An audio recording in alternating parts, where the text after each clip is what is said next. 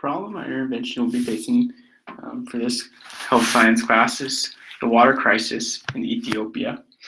Now, the water crisis is very prevalent in the whole country of Africa, but the problem that we'll be looking at today is in Ethiopia, and that's probably the place where the water crisis is most prevalent.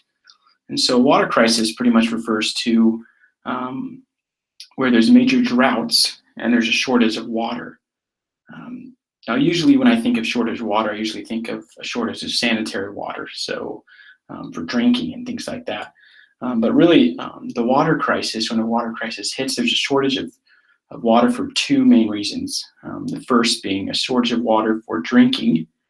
The second being a shortage of sanitary water to bathe in, to wash your hands, and to do things like that. And it's actually the water, the sanitary water needed to bathing in that causes a lot of the waterborne illnesses, which we'll talk about in a little bit, that are super prevalent in Ethiopia.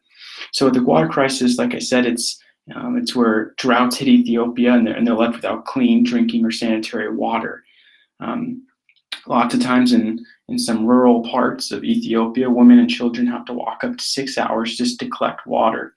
The water they're collecting, they get it from these shallow, unprotected ponds, which are infested with bugs and other things like that carry a lot of diseases and bacteria. And if it's not from these ponds, they get it from these shallow wells.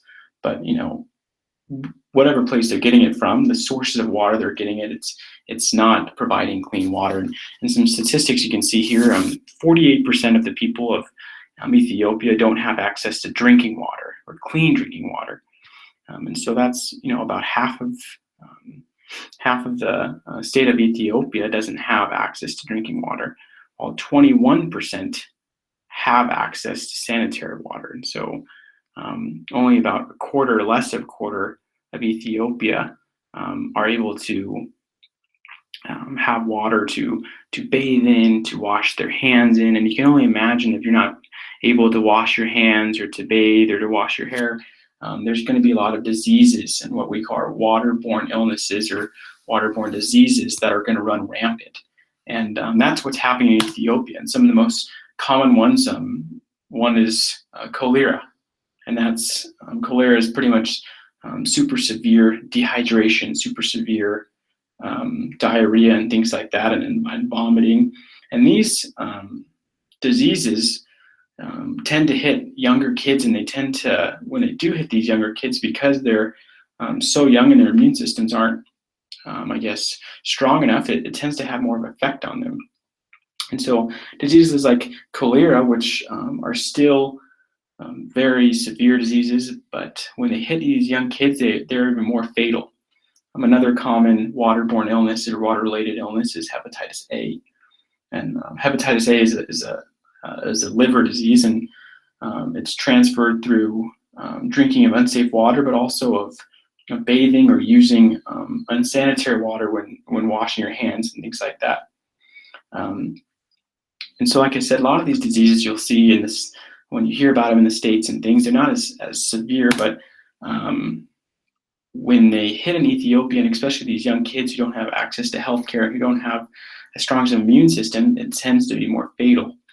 And so here's some statistics about these waterborne illnesses that are hitting these young kids. You can see the infant mortality rate in Ethiopia is 59 to 1,000. And so if you take that into a percentage-wise, that's 5.9% of infants being born are dying, while the under 5 mortality rate, so kids under 5, their mortality rate is 88 to 1,000, which means, for every 1,000 5-year-olds, 88 aren't making it.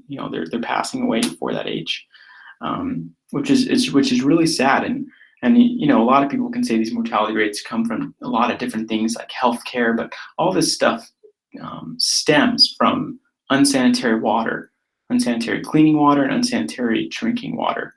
In fact, according to WHO, which is the World Health Organization, they recently did a study about Africa and specifically Ethiopia. They said that 80% of this mortality rate and of these deaths can be correlated to the shortage of water and to the water crisis. And so that's why our intervention will be I guess, focusing on this specific problem.